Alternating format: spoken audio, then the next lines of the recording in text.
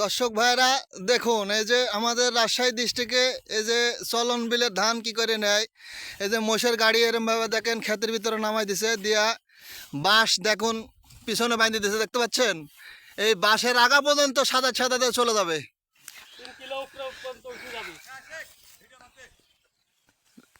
দেখতে পাচ্ছেন ভিডিওটা দেখুন, এক গাড়ি ধান মোষের গাড়িতে 70 থেকে 75 মন 80 মন ধান একবারে ক্ষেতের ভিতর থেকে নিয়ে চলে যায়।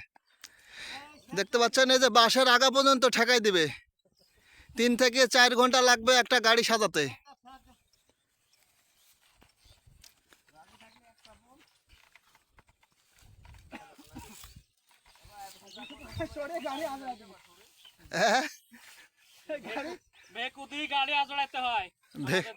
ভেকু দিয়ে গাড়ি খালি করতে হয়।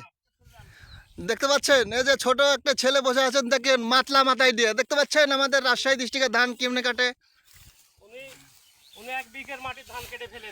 উনি 1 বিঘা করে মাটির ধান কাটে একলাই।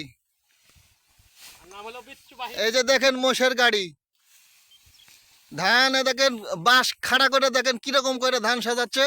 মানে 3 থেকে 4 ঘন্টা লাগবে খালি ধান সাজাতে। 1 বিঘা 1.5 বিঘা মাটির ধান এক গাড়িতে নিয়ে চলে যায়।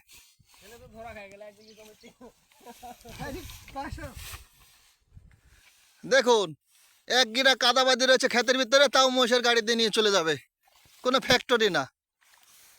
আর অন্য অন্য দেশে মাথায় বোঝা বইতে বইতে শেষ, হোকা দেয়া পাম বাইরে যায়,